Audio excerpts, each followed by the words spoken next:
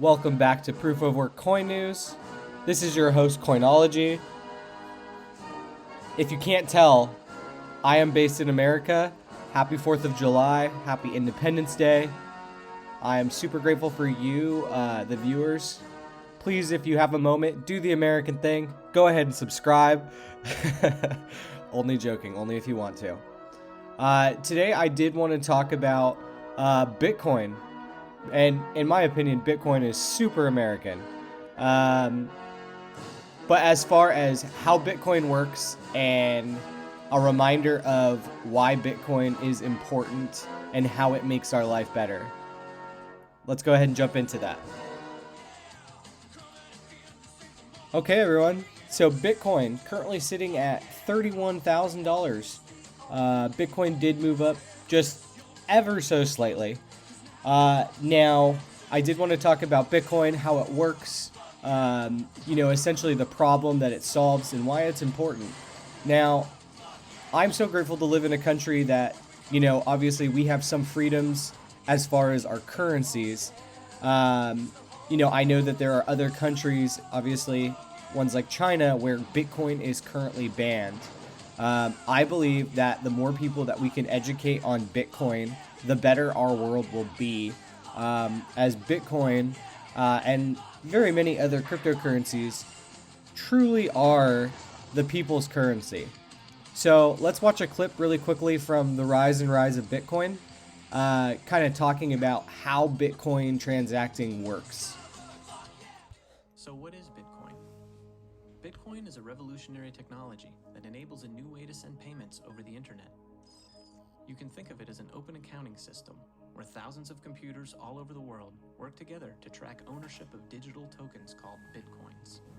When you send someone Bitcoins, the transaction is broadcast to the entire network. After it's verified, it's recorded in a public ledger called the blockchain. The blockchain contains a record of every Bitcoin transaction that has occurred since the system began, and it's shared and maintained on the network, so everyone keeps the books, so to speak. Most currencies are issued by a central authority that controls the money supply. Bitcoin is a peer-to-peer system, so there is no central authority. Instead, Bitcoins are issued to users who help process transactions in the network. This is known as Bitcoin mining. Bitcoin miners are specialized computers that do the work required to verify and record transactions in the blockchain. As a reward for their work, the miners earn Bitcoins, and this is how new Bitcoins are released into circulation. The system is programmed so that only 21 million Bitcoins will ever exist, and as time goes by, the mining reward decreases. The result is a predictable supply that's governed by scarcity, making Bitcoin somewhat like a digital gold. It's the first currency of the internet, and everyone is free to use it. With Bitcoin, you can send any amount of money to anyone, anywhere in the world, as easily as sending an email. Now that we understand how Bitcoin works, let's talk about the problem that Bitcoin actually fixes. This is an article from the Medium. Let's just go through this very quickly. It's actually going to be 9 problems that Bitcoin fixes. So the number one reason is the unbanked. 2 billion people don't have access to a bank account in this day and age. One should think this should be a thing of the past, but no, it's not. Being unbanked is discriminatory. Everything has to be done in cash, and even that's difficult to manage in remote places. This is one of the reasons why in countries like Kenya, people have been using M-Pesa, a phone payment system, since cash is not widely available. So I just wanted to touch on this really quickly. There are so many countries that have political corruption that has created so much inflation, or places like this is talking about, where they don't even have a monetary system really that works. And Bitcoin actually solves all of this. It takes the currency out of the government's hands and puts it back into the people's hands. Now, the second one would be remittance. So the market for remittance will reach 1 trillion in the near future. About 20% of it gets lost in fees and commissions by intermediaries and middlemen, and never gets to the people most in need. This is easily fixed by Bitcoin. On a peer-to-peer network, transactions are permissionless, instantaneous, and virtually free. Now, also, it fixes inflation. So anyone living in one of these countries listed above will have a hard time trying to save money for a rainy day. It's like trying to hold water in a leaky bucket. If you are an entrepreneur in Argentina, Zimbabwe, or Venezuela, it doesn't matter how well you do or how hard you work, all the value goes to zero almost instantly. Kind of like we were talking about up above, this cryptocurrency, Bitcoin, actually takes the money out of the government's hands and puts it back into the hands of the people. And this coin, particular token, is anti inflationary. So next one would be investment. Bitcoin goes up 200% a year on average. Nothing compared to it as an investment. Not gold, not real estate, not stocks, nothing. It's also liquid, easy to buy, sell, and secure to store. It's gold 2.0. No wonder it's taking over the world as the best value asset. And I completely agree. Trading. Traders are very excited about this new platform called DeFi. They can do just about any operation brokers, banks, and financial centers provide, but in a fast, cheap, efficient, and automatic way. Now, with that being said, I think that DeFi is very cool. Obviously, we have seen many, many bad actors in the DeFi space. And one thing that I can say about Bitcoin is that Bitcoin really, through all of these failures, has proven that it is going to continue to be successful and that it can outlive these bad actors, which I really appreciate. Now, moving down to number 6, tokenization. So expensive assets like real estate could be divided into smaller units with each getting an assigned value. This is a process called tokenization. Currently, this is being done with gold, houses, and even cars. A company could tokenize a $500,000 house, for example, and assign 250 tokens at $2,000 each and put them up for sale. The tokens grant partial ownership of the asset, which could be used as an investment, as a letting property, or a shared property. Super cool. Now, Bitcoin as a battery. Contrary to popular belief, Bitcoin could solve many of the environmental problems we have around the usage of energy.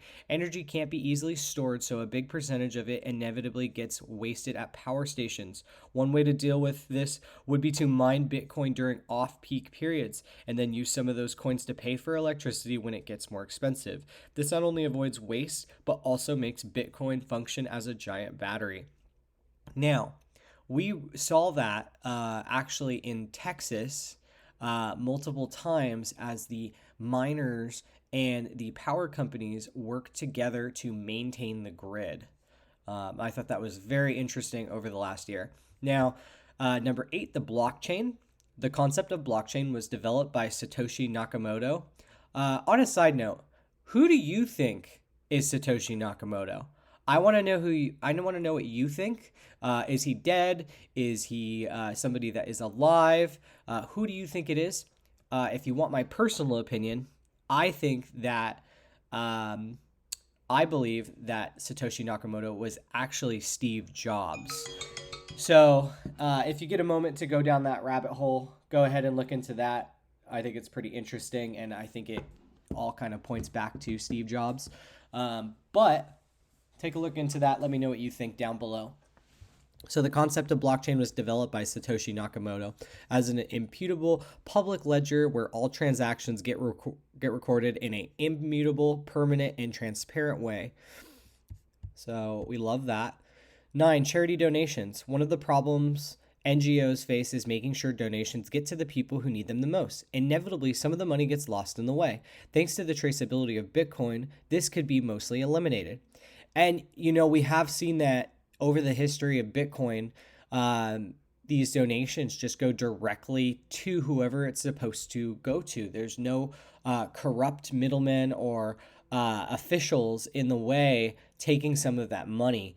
I've seen that especially with situations like the one that happened in Ukraine. People were able to send Bitcoin donations extremely easily.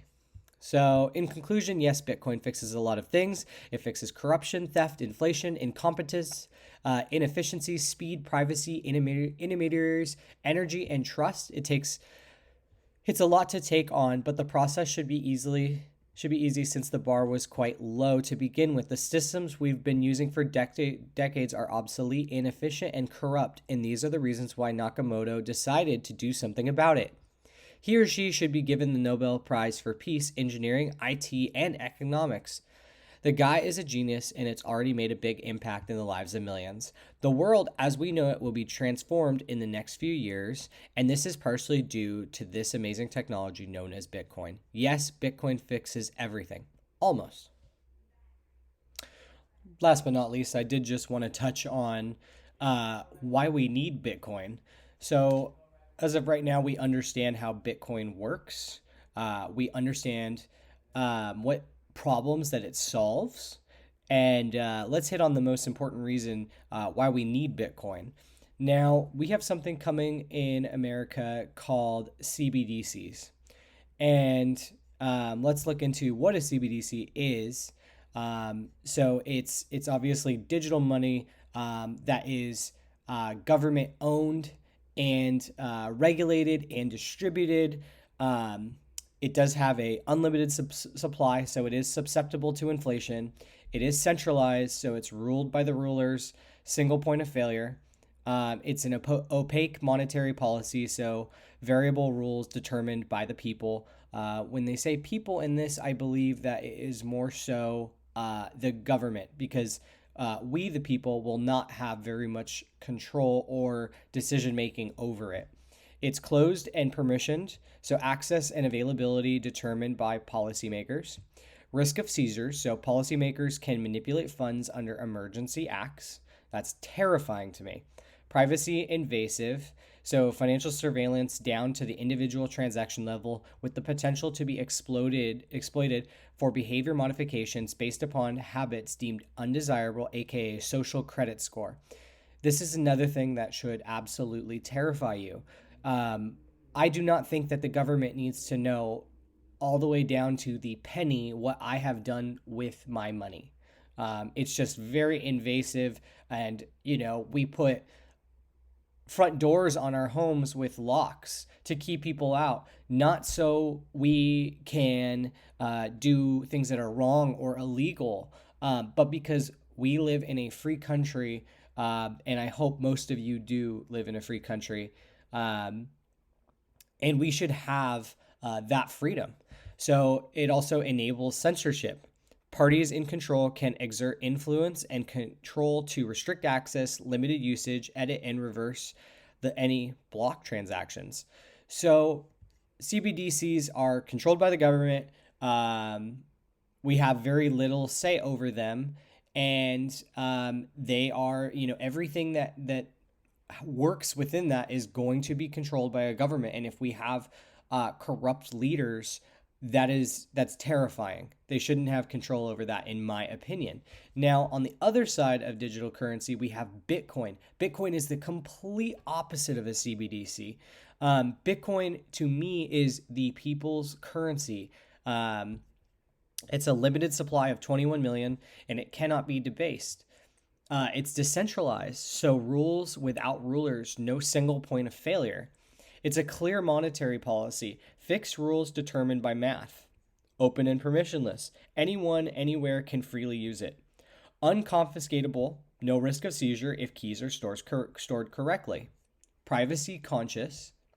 Synonymous transactions appear on a public ledger, but addresses are not linked to identity. Censorship resistant. No one person or group of powerful people, governments can prevent anyone from transacting or edit reverse transactions. It's a beautiful thing. There are countries in the world where their governments are completely corrupt and they have no way of utilizing currencies, but they can use Bitcoin and they can use real cryptocurrencies. When the government controls our money, we've seen there is a single point of failure, and our governments will always continuously fail us as history repeats itself.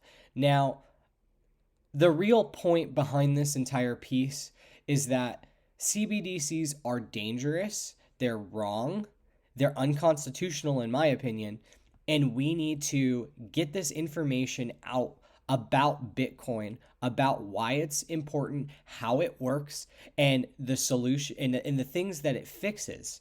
Um, so if you have a moment, take this video, send it to somebody. Send it to somebody who doesn't understand Bitcoin and just, goes along with everything that the government says and does.